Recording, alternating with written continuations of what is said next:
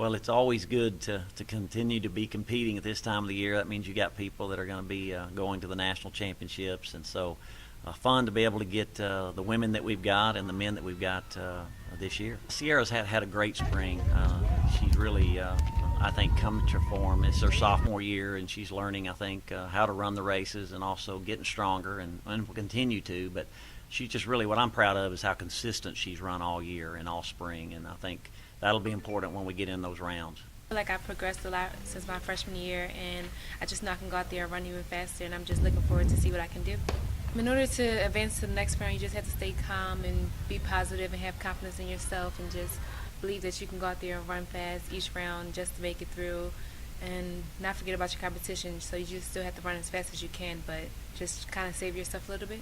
Just from an experience level, it's great. It's fun, and I plan on continuing to keep improving. Well, I think he's the first Red Raider ever to do that, so I'm pretty proud of him. He had a great indoor season, of course, in the shot put, and then to be able to make the discus and the shot. He's the second time at Nationals. He made it in the discus last year, so to make it in both this year, I'm pretty proud. How did you feel about your high jumpers? The high jumpers, I think, were on paper going into the first round. A lot of people didn't think they'd make it, so for a freshman and a sophomore, and the sophomore had made it last year, so Corey had been there. And for Bradley to get there this year, I think it's going to be really huge for the future for those guys to experience another national championship and hopefully be All-American in the top 8. Talk about sending two for the first time in Tech history as well. I'm sorry? Talk about sending the two high jumpers for the first time in Tech history as well. Oh, yeah. For those both high jumpers to make it, they've kind of been pushing each other all year, and I think it's just kind of fitting that they both make it together. They had a really good conference meet together, and then they've had a good first round of the NCAA together, so I want that luck just to continue.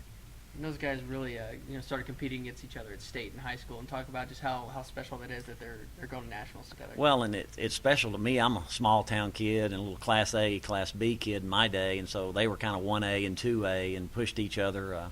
So it's always fun for me to see the small town kids do well, especially, and their history of how they pushed each other their whole careers from high school to now. So competition really makes a difference.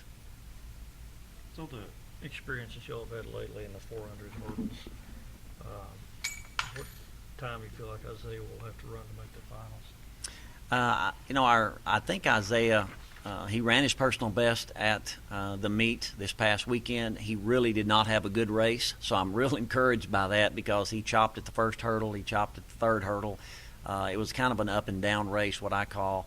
So I really am encouraged that if he'll run close to 50 flat, which 50.3 is close, depending on the heat he's in, I think he's got a really good chance of making that final. You've got to be top 2 in your heat or the next 2 best times. But I think he's got an excellent chance, especially if he'll put together a little better race.